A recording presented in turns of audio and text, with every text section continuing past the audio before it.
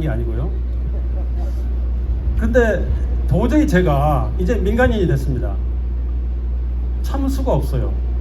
얼마나 이 정권이 무능하고 무책임하고 또 무자비한가, 그리고 사람들을 위험에 빠뜨리고 불안하게 만드는가. 오늘 북한에서 발표가 있습니다. 어제 날짜인데요.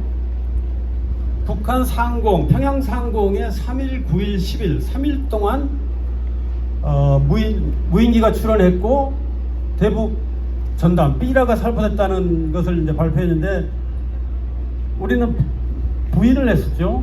그리고 또 뭐 인정도 부정도 하지 않는 그런 또 자세를 가졌고 왔다 갔다 했습니다. 지금은 또 부인하고 있어요. 군에서 그런 적 없다라고 했는데, 북한이 소위 거부할 수 없는, 부인할 수 없는 사진까지 다 첨부해가지고 발표를 했습니다. 이제는 확실하게 그 평양 상공의 무인기가 남한에서 왔다는 거 이제 다 알려졌어요.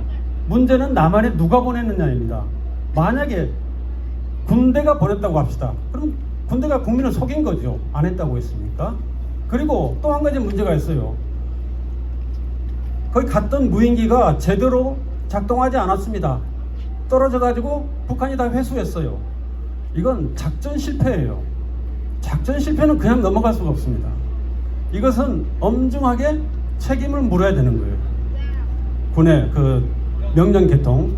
그 다음에 군이 안 보냈다고 가정합시다. 그럼 민간이 보냈겠죠? 그러면은 거기 보낸 무인기들을 보니까 민간이 가지고 있는 무인기가 아니에요. 군에서 사용하는 것이고, 이것은 북한이 이미 어제 그 사진에서 지난 10월 1일 국군의 날 행사 때 나왔던 한국군 무인기하고 똑같다는 것을 보여줬어요. 제가 보니까 완전히 똑같더라고요. 자, 그러면은 민간 단체가 이 무인기를 훔쳐갔다는 겁니다. 훔쳐서 보냈다는 거예요. 자, 그러면은 도난당한 책임을 누가 져야 됩니까? 군대가 져야 되는 겁니다. 그리고 절도죄로 그 훔쳐간 사람들을 처벌해야 되는 거예요. 이런 것들을 많이 놓치고 있어요. 그냥 왜 그러냐면은 북한이라 그러면 무조건 악마고 나쁜 놈들이니까, 놈이란 말 써서 죄송합니다만은, 그냥 넘어가려고 하고 있어요. 이걸 엄중히 책임을 물어야 된다. 그런데 세 번째 가능성이 있습니다. 그것은 군과 민이 합작해서 보낸 것입니다. 이것이야말로 정말로 위험한 정치적 조작 행위입니다. 지금 윤석열 정부가 여러 가지 어려운 일로 사면 초과에 몰려 있습니다. 아마 거의 모든 사람들이 이제 그만해라, 됐다, 이런 생각일 거예요. 그런 상태에서 이 어려움을 일거에 없애버릴 수 있는 것은 바로 이런 군사적 충돌로 의한 위기예요. 위험 상황.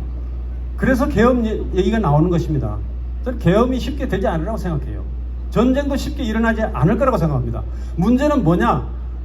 우리 국민들이 불안하다는 거예요. 이 불안은 사람을 정말 힘들게 만듭니다. 아무것도 못하게 만들어요. 집중을 못하게 만드는 것입니다.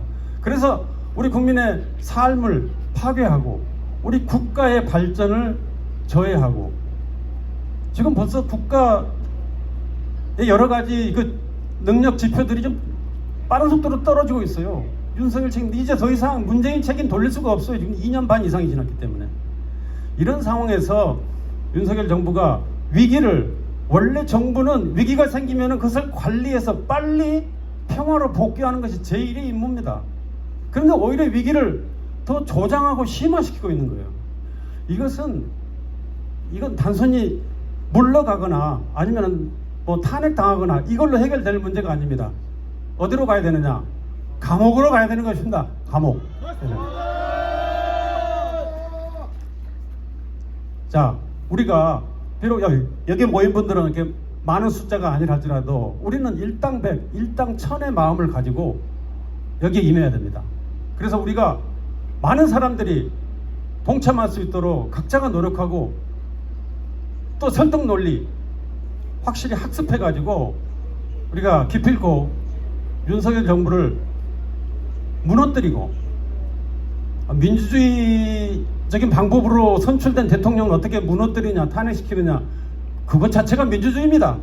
우리가 원치 않을 때 잘못한 정부를 탄핵시키는 것이 민주주의의 꽃입니다. 그래서 우리 모두 꽃을 피웁시다.